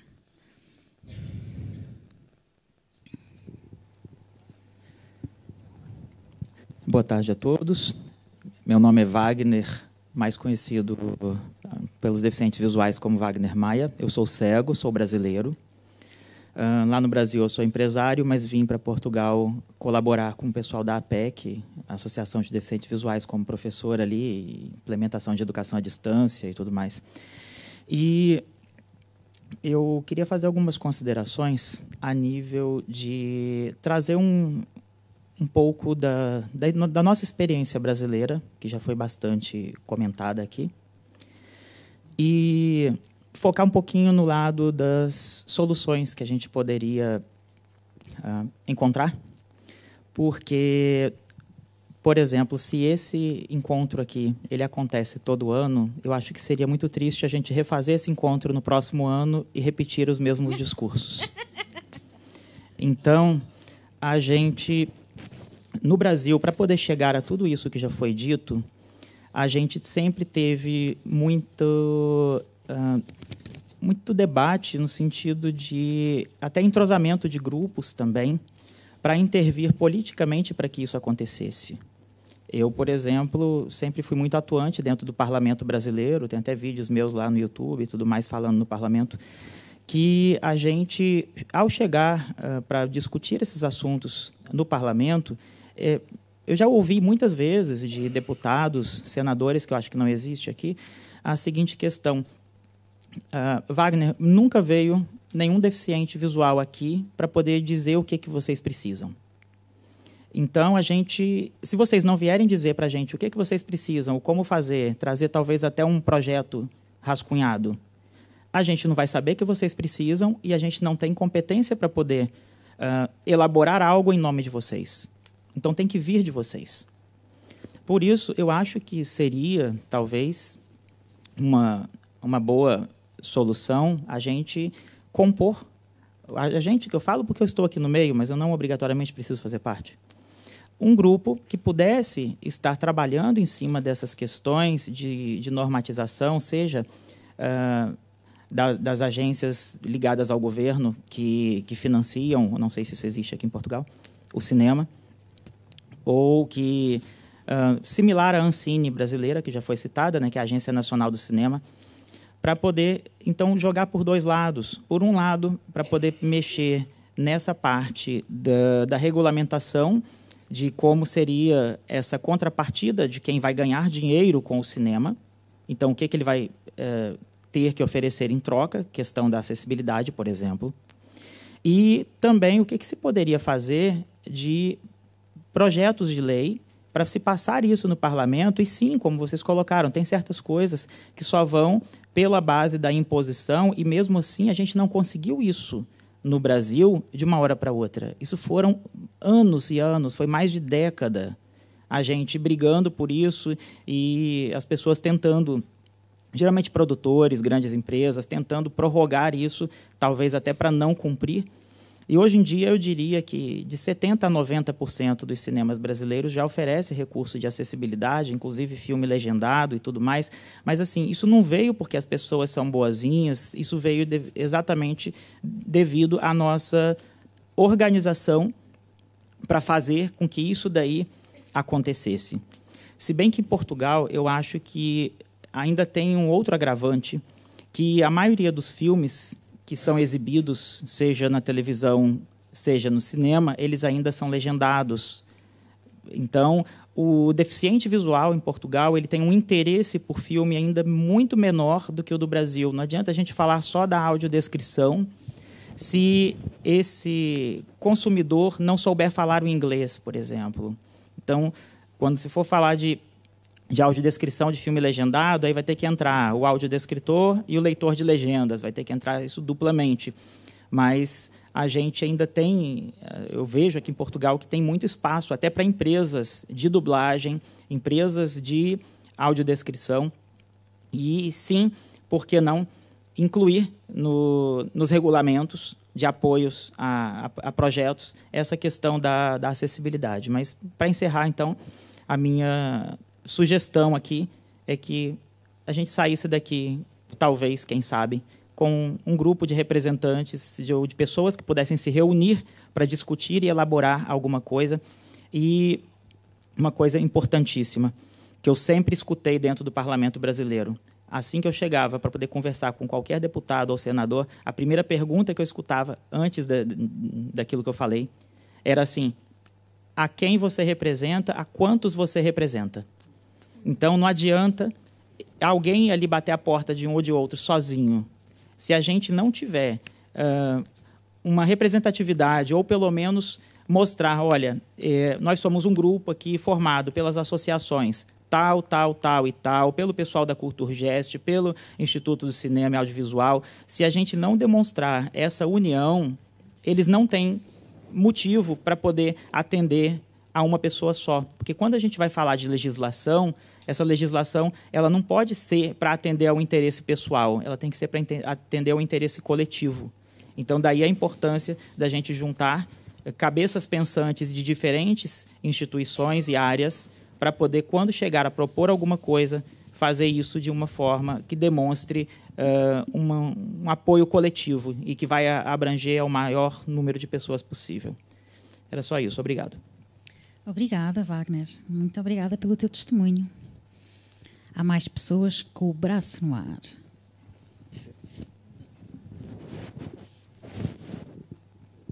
Boa tarde a todos e também quem está aqui na plateia. Eu vou fazer um pequeno desabafo ou então um pequeno comentário. Em relação ao tudo o que foi dito, na verdade, não é por mal, mas na sociedade, maioritariamente, só se dá importância e só se vê os ouvintes. Nós surdos, não. E então, nós temos, para além dos surdos, temos os cegos. E eles gostam muito de ir ao cinema, ao teatro, e aí têm bastantes limitações. Não têm acessibilidade. Agora vou falar da minha experiência. Eu já trabalhei com surdos cegos, que ainda têm uma dificuldade mais acrescida. Eu já trabalhei com eles. E então fui com eles ao teatro, porque eles queriam voltar a ir, porque gostaram, mas eu tive que ver o espetáculo e depois tentar traduzir para ele. Só que eu não conseguia fazer isso mais vezes, porque em Portugal não há esse investimento. Falta-lhe investimento. Na área de algumas deficiências, sim, mas para os surdos cegos não há este investimento e são sempre os mais esquecidos.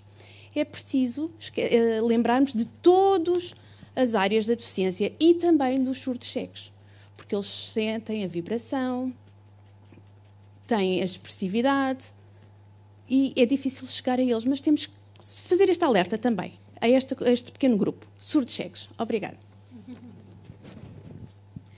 Obrigada.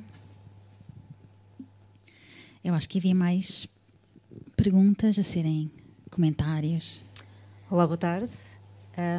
Eu trabalho também em exibição e tenho já alguma experiência também em distribuição de cinema. Eu primeiro gostaria só de expressar que a conversa tem... A parte melhor é que desta conversa e deste esforço conjunto tem sido também o facto de não estar do cinema não estar a ser demonizado, as empresas de cinema não estarem a ser demonizadas como empresas que não estão a fazer o seu trabalho, ou seja, há esta sensibilidade e esta conversa e narrativa muito sóbria e estruturada de que este é um esforço conjunto, ou seja, tão importante como disponibilizar as sessões, é também a importância de criar as audiências que possam assistir a estas sessões. Por isso, esta conversa conjunta entre exibidores, alguns produtores, também com as associações e com o ICA, é fundamental. Ou seja, esta união tem que ser estruturada. Tudo isto para funcionar tem que ser estruturado e não pode ser um esforço pontual. É um esforço, e como foi dito e muito bem, hábitos criam-se havendo continuidade. Por isso, tem que ser disponibilizado de forma contínua estas sessões. Para um exibidor, e falo agora só do ponto de vista da exibição, não é difícil para nós colocarmos em exibição um filme com as legendas ou eventualmente com a audiodescrição. Provavelmente haveria aí um investimento em aparelhos, mas em auscultadores, mas não seria difícil programar essas sessões, fosse uma vez por semana ou mais. É difícil haver, de facto, esse conteúdo disponível. E outra agravante é que, em Portugal, há semanas em que chegam a estrear mais de 10 filmes, ou seja, ao contrário de uma exposição uma exposição de arte, ou de um museu, ou de um teatro, que acontecem poucas vezes num ano. Em cinema, nós podemos estrear 10 filmes numa semana, ou seja, em termos de volume, isto assume uma expressão completamente diferente. E esta indústria do cinema é de facto uma indústria que está com as margens muito espremidas. Falava há pouco dos orçamentos na produção. Apesar de nos parecer um montante muito grande, são montantes muito pequenos para o que é necessário, porque é tudo muito caro. Seja para a produção, seja para a distribuição, seja para a exibição. Há muito investimento e, neste momento, porque há uma diminuição de espectadores, o risco é enorme, ou seja, pode parecer pouco pensar em 1.000 euros na criação de uma faixa de audiodescrição, mas no bolo total do trabalho de um distribuidor que depois fica com uma fatia enorme no orçamento só para a produção, porque um distribuidor tem que assegurar os direitos, tem que assegurar a parte toda da legendagem e da parte legal do filme. Ou seja, acima de tudo é isto. É importante, é urgente esta conversa, mas que não seja inconsequente, que seja criada uma estrutura de apoio, porque é de facto, como dizia o Pedro Borges, é de facto muito fácil muitas vezes pôr já alguma coisa em prática e não envolve grandes custos, mas tem que haver diálogo. Nós não podemos estar a oferecer algo que ninguém quer ver. E voltamos ao mesmo ponto da criação de audiências, ou seja, como é que fazemos, como é que articulamos, e criando estas cópias já com legendagem, audiodescrição. Essas cópias são feitas uma vez e porque estamos no mundo digital, elas podem circular a nível nacional sem nenhum custo extra. Por isso, lá está, estrutura, comunicação e levar este conteúdo às pessoas que os podem usufruir. E pronto, e estas sessões não são só, e falamos de inclusividade, não são só exclusivas a pessoas com deficiências, são sessões que estão que qualquer pessoa poderá assistir, ou seja, elas são mesmo inclusivas. Um cinema não tem que fechar a sala para esta sessão, todo o público poderá ir. Por isso, aqui é mesmo uma questão de diálogo e diálogo concertado e consequente. Não desagregar e incluir verdadeiramente, não é? Muito obrigada. Temos muitos braços no ar. Quem foi? Sim.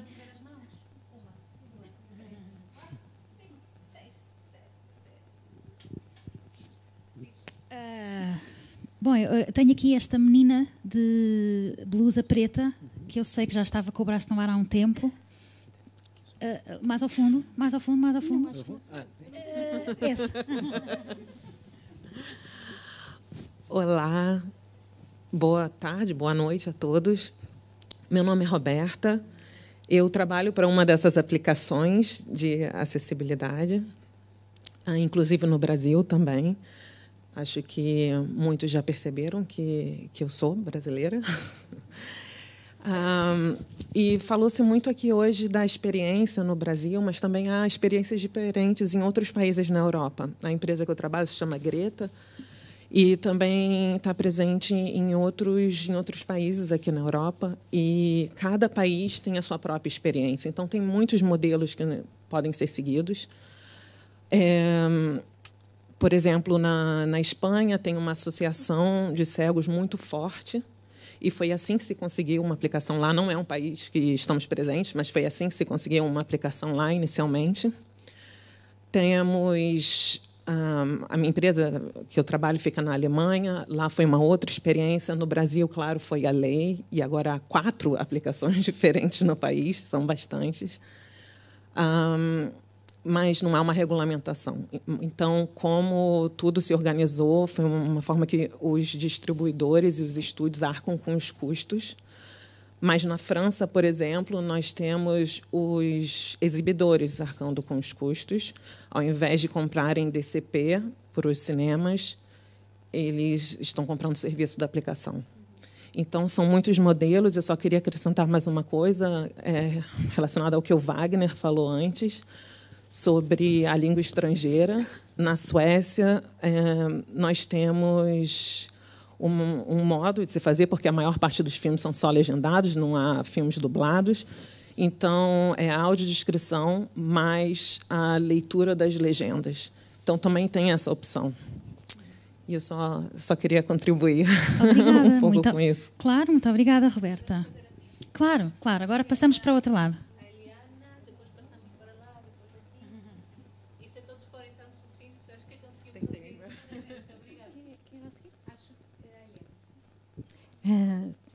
Boa noite a todos. Eliana Franco, sou audiodescritora, especialista em tradução audiovisual, acessibilidade, formadora. Sobre o cinema, eu diria assim, eu acho que o público com deficiência visual e o público surdo, eles querem ir ao cinema, né? A questão de formação de público é um processo, né? Demora um tempo, mas investindo, e eu acho que o cinema também tem que reconhecer que eles são uma fatia de consumidores também, né? Então, eles são muito importantes enquanto público também, né? Eu acho que a fórmula brasileira, só para resumir o que deu certo ali, além da legislação, teve essa normativa de 2016, que disse que qualquer filme com investimento público teria que ter as 3 acessibilidades. Depois, em 2019, baixou um outro decreto e disse até final de 2020 as salas teriam que estar equipadas. Até lá, muita coisa aconteceu na época, o aplicativo era um movie reading que funcionou e sempre funcionou muito bem. E existe a licença para Portugal dessa aplicação, né? Desculpa, eu falei aplicativo e aplicação. E aí a gente teve um governo, não só Covid, mas um governo que detestava a cultura, que acabou com a Ancine, que agora voltou. Então, e agora isso está em pauta de novo, e já foi, que eu saiba, eu mesmo fui num cinema em 2020, no final, já a sala comercial já estava equipada, né? Então, agora elas estão começando, isso voltou à pauta.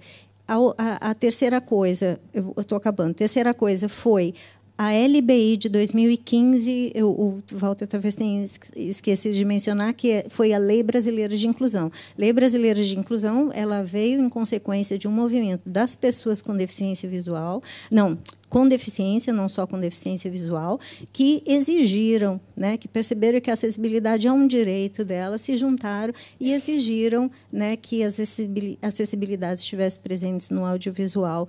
E também uma outra fatia de que não se falou ainda foram os formadores, como eu, que estava na universidade lá. Então, assim, precisavam de profissionais para fazer isso, né? Então, a gente também se mobilizou para formar pessoas especialistas nas acessibilidades e para poder, que inclusive era um dos argumentos do Ministério das Comunicações na época, de que não existia pessoa suficiente para suprir a demanda que haveria caso resolvessem implementar os serviços de acessibilidade, né? Então, eu acho que foi essa mistura desses vários fatores que deu certo, e graças a Deus, mas o público exige e vai e comparece, né? Isso é importante. Obrigada, Helena, claro que sim. Se tivéssemos mais tempo, não é? Há muita coisa aqui ainda intrincada, não é? É tudo muito complexo, mas a educação, e não só na formação de públicos, como na formação dos próprios especialistas nas equipas de técnicos, é muito importante, claro que sim. Olá a todos, o meu nome é Ângela, eu, a par da Leonor, também trabalho no Instituto de Cinema. Eu quero fazer primeiro só um pequeno à parte com a parte técnica relativamente ao ICA. O ICA é quase insignificante, mas há algo que o ICA já tem, que é na produção audiovisual, ou seja, na produção de séries e telefilmes, há 5% de majoração para obras que tenham posteriormente ter adaptação. Isso é muito insignificante, porque normalmente é só mesmo a descrição dos efeitos sonoros. Ainda assim, é uma acessibilidade, é muito pouco, e acho que da parte do ICA deve haver esforço para fazer mais, e como a Leonor indicou, está-se a trabalhar nesse sentido. O meu contacto com a Acesso Cultura e com a Maria aconteceu recentemente numa ação de sensibilização que foi feita no Instituto de Cinema, comigo e com os meus colegas. Eu intervi, não por mim, que eu não tenho qualquer necessidade de acessibilidade, mas eu estou casada com a minha mulher e ela é parcialmente surda. Ela tem uma experiência de acesso à cultura muito parecida com aquilo que a Ana disse há pouco, da experiência dela. Ela depende da leitura labial, e isso é fácil quando está a falar frente a frente com alguém. No entanto, no acesso a cinema e outro tipo de cultura, ela necessita de legendagem. E a realidade é que nós conseguimos ir ao cinema e ter acesso a filmes de todo o mundo, exceto os filmes portugueses. E eu acho isso um pouco triste, porque nós também gostamos de consumir cultura portuguesa. E como eu falei na ação de sensibilização, há aqui, para mim, algo, é um bocado um não assunto, que é a inclusão de legendas. Eu acho que é algo que pode-se fazer quase no imediato, como o próprio Pedro Borges comentou, não é algo que traga custos acrescidos aos projetos, por isso acho que é algo relativamente fácil de fazer, e pode-se falar, como se levantou na ação de sensibilização, as outras pessoas podem não gostar de ir ao cinema e ver legendas. Epá, deixem-se de tretas, porque qualquer pessoa aqui vai ao cinema ver um filme em inglês e vê com legendas. Nós estamos num país que estamos super habituados a legendas, e para mim é mesmo um não assunto, ou seja, a legendagem é algo que pode ser feito no imediato, pode ser da iniciativa dos próprios exibidores, das próprias produtoras, dos próprios distribuidores. Não há aqui propriamente uma necessidade de obrigação do ICA ou de outro instituto que obrigue a ter as legendas. Eu acho que é algo que se pode fazer quase no imediato e que deve ser feito, eu percebo que não responde a todas as acessibilidades, no entanto é algo muito simples, com custos baixos e para mim acho que deve ser feito, sinceramente, porque neste momento nós quando queremos ver filmes portugueses esperamos que eles estejam nas plataformas de streaming, porque é o único sítio que tem legendagem em português. E, por exemplo, nós há pouco tempo quisemos ir ver o filme Variações, eu corri os cinemas todos, contactei várias distribuidoras para tentar perceber se haveria algum cinema que tivesse a legendagem em português e nenhum tinha. Eu, na altura, inclusive, não trabalhava no ICA, nessa altura eu mandei um e-mail ao ICA a explicar a nossa necessidade, no caso dela, não minha, mas acho que também da parte das pessoas que têm necessidade, não se preocupem em chatear, mandem e-mails a nós, ao ICA, chateiem, digam que precisam das acessibilidades, porque se as pessoas não disserem, não berrarem pelas necessidades que elas têm, as outras pessoas também deixam um bocado passar, tipo, isso não me afeta, por isso não me vou preocupar. Pronto, claro, obrigada. Tocaste aí num ponto muito importante, que é a questão das plataformas de streaming serem hoje em dia em Portugal o único lugar que sabes de certeza absoluta que está lá o filme, vai ter legendas. Enfim, tivéssemos nós mais tempo, também seria muito importante colocar essa questão aqui na roda de conversa, mas enfim, não tendo tempo, foi muito importante teres falado sobre isso. Eu acho que temos tempo para mais 2 perguntas, ou comentários, ou questões. Se todos forem sucintos. Olá, boa tarde. O meu nome é Dídia Lourenço. Eu estou aqui enquanto dirigente de uma associação de pais de crianças e jovens cegos e com baixa visão. Sou mãe de uma criança de 8 anos que é cega. A Maria há pouco já referiu aqui a minha partilha há algum tempo atrás. Queria apenas reforçar que enquanto pais nós queremos, como qualquer outro pai, levar os nossos filhos ao cinema, até porque eles nos pedem isso, porque estão na escola, porque ouvem os amigos muitas vezes dizer que vão ao cinema. Há festas de aniversário hoje em dia que são idas ao cinema. E eu ainda não levei o meu filho ao cinema porque acho que vai ser muito frustrante para ele estar numa sala a ver um filme sem perceber exatamente o que está a acontecer e sem ter a possibilidade que eu ou outra pessoa lhe esteja a explicar, que é algo que eu faço em casa, não é? Porque posso fazer barulho, porque posso colocar a televisão na pausa e explicar-lhe o que está a acontecer, mas que numa sala de cinema não é possível, porque estaria a incomodar o público que está presente se estivesse a explicar o que está a ser passado apenas visualmente. E, portanto, isto também para as crianças acaba por ser um impedimento e talvez, em muitos casos, uma frustração no sentido de perceberem que não podem, não é? E são, de algum modo, confrontados com a sua limitação de não ver, nesta e noutras situações também. Relativamente aos hábitos, peço desculpa, estou um bocadinho rouca. O meu filho é um consumidor de teatros com audiodescrição, de concertos com audiodescrição. Vamos sempre que temos conhecimento e que há possibilidade. Vamos pela primeira vez no domingo aqui no Ampla assistir ao cinema com audiodescrição, porque no ano passado não tivemos essa possibilidade, porque foi num dia em que tínhamos uma outra atividade e não pudemos deixar de ir. Já disse ao meu filho, ele está muito entusiasmado com essa possibilidade, mas também já me perguntou se depois pode ir ao Alegro, que é onde ele ouve os colegas, os amigos da escola a dizer que vão. Portanto, apenas dizer que, como já foi partilhado aqui hoje, estou muito satisfeita com esta partilha. Gostava que não ficássemos por aqui, que não se encerrasse esta conversa aqui neste sítio e que todos nos importássemos, porque falamos aqui muito no nós, eu, os outros, todos nós, se todos nos importarmos, provavelmente vamos conseguir mudar alguma coisa, como já verificamos que é possível, não é? Portanto, isto é algo que importa e que interessa a todos. Não é um problema do outro, é um problema meu, é um problema teu, é um problema de todos nós. Obrigada mais uma vez e Obrigada. Parabéns ao Ampla por esta possibilidade. Obrigada. Há mais braços no ar? Olá, boa tarde. Eu sou a Anaísa Raquel. Eu vou pegar no exemplo da Dídia para vos comentar o que é que o Pedro, à terceira vez que foi assistir a um espetáculo de teatro, nos respondeu à pergunta: Olá Pedro, tu agora vens sempre, tu gostas de teatro? E o Pedro respondeu: Eu agora venho sempre porque eu agora vejo.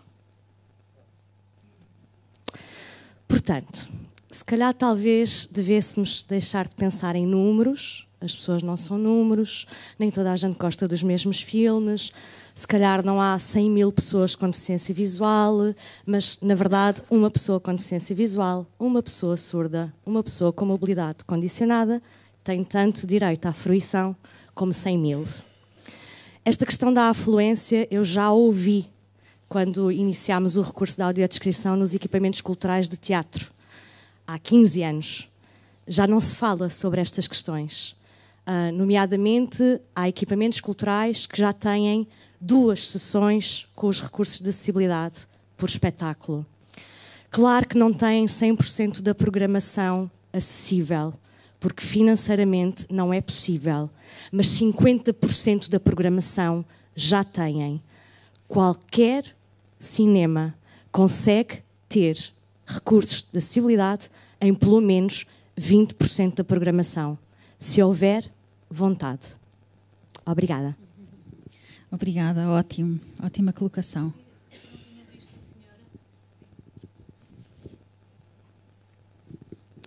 Ok. Na linha disto que tem estado a ser dito, aquilo que eu queria, vou ser muito rápida. Já se percebeu aqui que a nível de custos, se for feito na produção, a audiodescrição não é algo assim tão caro. Queria só chamar a atenção e deixar aqui em jeito de reflexão também sobre esta questão da formação de públicos e dessa justificação para que o cinema não seja acessível. Obviamente que é uma responsabilidade de todos nós, se calhar de todos que estamos aqui nesta sala e de outras pessoas que não estão, mas que poderiam eventualmente estar, não é? E eu falo de mim enquanto pessoa cega, não é? E da minha responsabilidade e da minha parte faço aquilo que tenho a fazer e que consigo contribuir para isto, mas é importante que tenhamos aqui consciência também de uma coisa: não se reivindica aquilo que não se conhece. Se nós temos uma série de pessoas que nunca foram a uma sala de cinema porque nunca existiu acessibilidade em relação ao cinema, como é que essas pessoas podem dizer que gostam de cinema, que querem cinema e podemos criar públicos? Temos que pensar se calhar nisto. Nós temos pessoas, e eu falo por mim, que acho que sou uma pessoa privilegiada, sou privilegiada porque tive a oportunidade de estudar, porque resido em Lisboa, porque tenho uma família que me apoia, mas temos uma série de pessoas que não têm esses privilégios, digamos assim. Nós vivemos num país onde muitas crianças não têm uma plena integração e acesso à educação. E se calhar era importante refletirmos sobre tudo isto. Há pessoas que não se conseguem, não têm sequer transportes para ir para a escola ou para ir para o seu local de trabalho, quanto mais preocuparem-se em ir a uma sala de cinema. E se calhar é importante refletirmos sobre todas estas questões. Obviamente que inicialmente vamos ter pouco público, mas os públicos também se vão criando. A cultura acaba por ser um hábito, e se as pessoas começarem a ter o hábito e perceberem que está disponível e que experimentarem e que gostam e que é acessível e que não é uma experiência frustrante para elas ir ao cinema, provavelmente daqui a 10 anos teremos muito mais público nas nossas salas de cinema. Era isto que eu queria deixar aqui em jeito de reflexão, que se calhar o caminho é começar-se por algum lado e os públicos vão-se criando. Muito obrigada.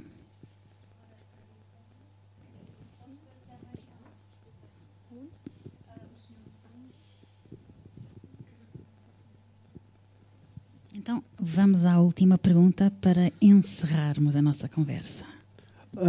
Ora, boa noite, então. O meu nome é Norberto Bravo, pertenço a uma confederação de várias associações de pessoas com deficiência. Essa confederação é a Confederação Nacional de Organizações de Pessoas com Deficiência, CNOD. Isto em resposta, por exemplo, ali ao Wagner. Nós temos presença no Parlamento infelizmente, não somos ouvidos. Temos presença numa secretária de Estado que existe no Ministério, que agora vai ser mandada abaixo e vai para lá novas pessoas, ou poderão permanecer as mesmas pessoas, não se sabe agora, mas essa pessoa com deficiência visual poderia, se calhar, contribuir mais para as acessibilidades das várias pessoas que se têm estado a queixar aqui também. Infelizmente, ela também ou não é ouvida ou faz de ouvidos moucos e também deixa passar tudo ao lado, porque várias vezes foi a vários locais onde ela esteve presente, onde ela basicamente ela ia lá falar e depois fugia. Não ouvia o que se tinha para dizer. Fora esse ponto, eu tenho aqui 4 pontos, a ver se eu sou rápido. Um segundo ponto é, nós temos todos os anos, a CNOD faz um encontro nacional de pessoas com deficiência, em vários pontos. Nós já passamos em vários pontos do país. Quem queira saber mais, pode visitar a nossa página no site web, pode ver o Facebook, pode ver vários pontos onde nós estamos disponíveis e, se assim o pretenderem, também podem falar diretamente connosco, dirigentes que lá estão para ajudar as pessoas com deficiência. E agora, 2 exemplos que eu obtive agora há pouco tempo, um deles. Fui ao oceanário com o meu filho não tem deficiência nem visual nem auditiva, mas é autista. E o meu filho, quando lá fomos, eu reparei numa coisa no oceanário, que é os vídeos de animação que lá existem, estão completamente sem som. Por um lado até é compreensível por causa de se poder estar lá perto dos animais que lá estão para ser vistos, mas depois só tem legendas em inglês. Nós não conseguimos carregar no botão onde possamos passar a ter legendas em português. Isto é uma coisa que me deixa um bocado a pensar também onde é que está aqui realmente a inclusão. Ou seja, está-se a incluir pessoas estrangeiras, mas esquecemos dos portugueses. Segundo exemplo, para acabar então, no caso da Inês, eu trabalho no IST, no Instituto Superior Técnico, e verifico no Instituto Superior Técnico só agora começaram a ser dados verdadeiros passos para a inclusão de alunos com vários tipos de deficiência. Gostava de saber se a Inês, na Escola Superior do Teatro e Cinema, se também sentiu que já há alguma alteração ou se continua tudo na mesma. Obrigado então por me ouvirem. Obrigada. Olha, desculpem, vou interromper. Inês, respondes noutra ocasião, fica para outra altura, estamos mesmo no nosso tempo. Ou então depois, no final, vocês conversam. Desculpa cortar assim o fio à meada, mas vamos então ouvir a última questão.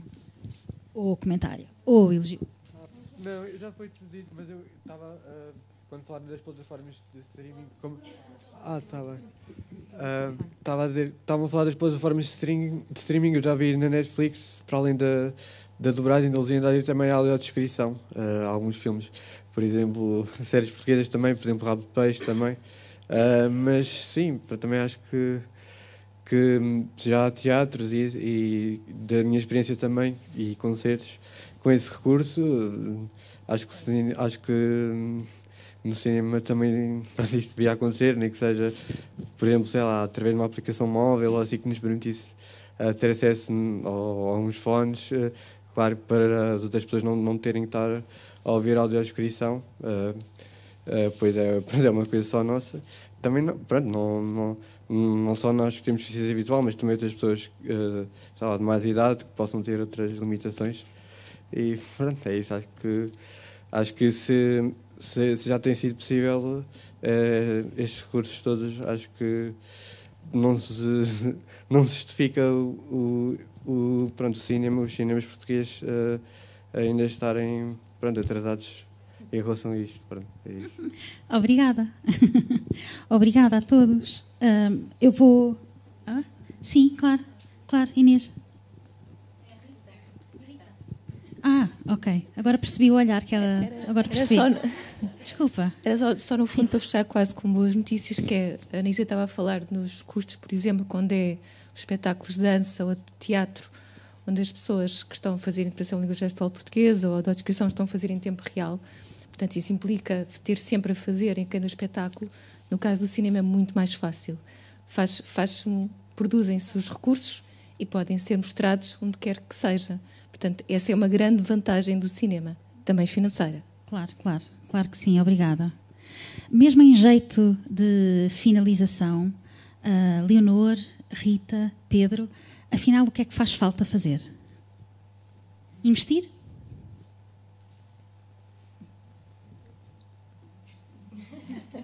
Eu posso dizer, eu acho que faz falta políticas públicas para isso.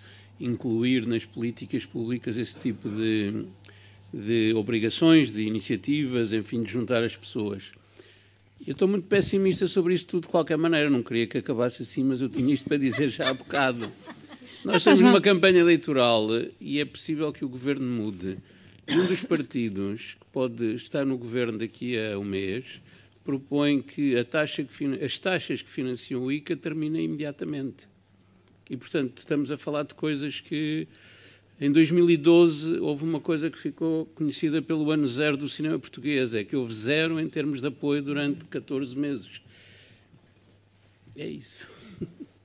Ou seja, a política da cultura é uma política que sempre esteve muito subestimada, desprezada em Portugal e naturalmente que depois tudo o resto que devia estar incluído aí dentro fica ainda mais maltratado. Muito importante este dado. Leonor e Rita, querem terminar, finalizar? Quero só acrescentar aqui uma palavra final. Uma informação que pode ser importante nisto, na criação de públicos também. E à semelhança do que tem acontecido noutros países, é que estas sessões não sejam só de filmes nacionais ou de filmes chamados, erradamente, mas chamados do circuito independente, mas sejam também para os filmes de grande público.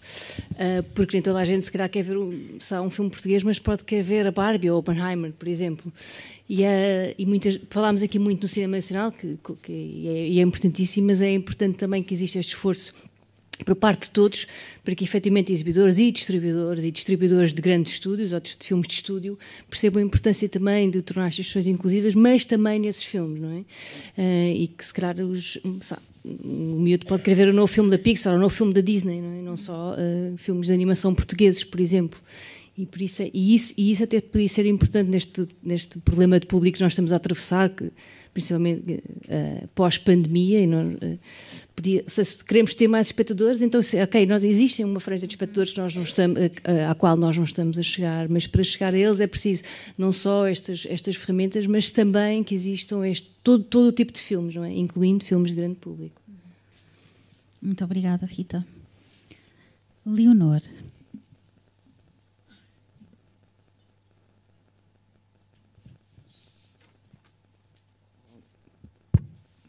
Políticas públicas fazem-se em conjunto e com vontade. Não é só dizer que há, por existirem políticas públicas ou indicações ou obrigações, que as coisas vão acontecer. É também com vontade. Eu há pouco falei do Instituto como entidade responsável para contrapartidas. Não vou falar nem de montantes, neste caso, porque um orçamento de um filme, quando recebe a fundo perdido de 550 mil, isso é nada para o orçamento de um filme, de uma longa-metragem, e nós vivemos, o nosso cinema é suborçamentado. Gostaria também de deixar claro que eu aqui, falando pelo Instituto de Cinema e Audiovisual de Portugal, falo único e exclusivamente de cinema português.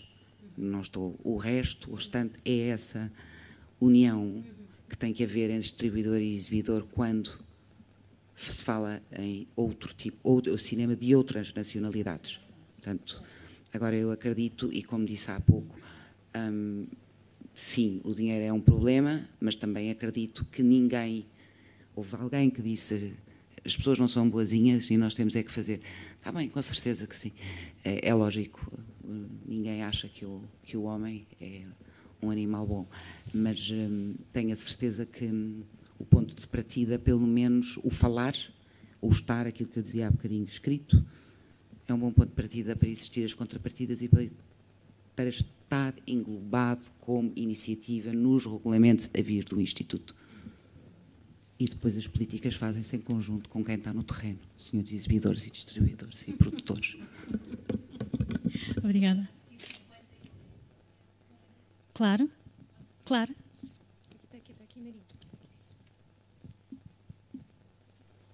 Muito obrigada a todas as pessoas que interviram e as que estão só a pensar, sem intervir. Gostava de dizer que os colegas do Brasil trouxeram uma experiência muito importante que mostra como é mais que um fator que normalmente traz o resultado que nós queremos. Da experiência que temos tido em Portugal, queremos partilhar que para nós não é a lei que nos vai fazer. Aliás, aquilo que a Rita referiu no início em relação à obrigação de ter um lugar para o acompanhante, não é de 2017, é de 2006. E a lei deu 10 anos aos passos para se adaptarem e a maioria não o fez. Portanto, reforçar aquilo talvez que a Leonor disse, que em primeiro lugar, a primeira barreira é a falta de conhecimento e depois é a vontade. E em Portugal não nos podemos queixar porque não é só acesso à cultura. A CNOD está aqui, a Gala Mágica está aqui, pareceu-me que há pouco vi o João do Olhar Ativo. Há várias associações, as pessoas também como indivíduos não vão poder ir bater à porta, se bem que concordo muito com a Ângela que diz chateiem, mandem e-mails, também é importante. E portanto diria que em primeiro lugar é a nossa vontade de avançar. E depois, se vier a lei, tudo bem, mas políticas fazemos nós. Obrigada. Obrigada, Maria. Obrigada a todos. E agora sim, em jeito de conclusão, eu tenho aqui uma citação que gostava de partilhar convosco, do Eduardo Lourenço. Não é especificamente sobre o cinema, mas eu acho que o cinema está aqui implícito também.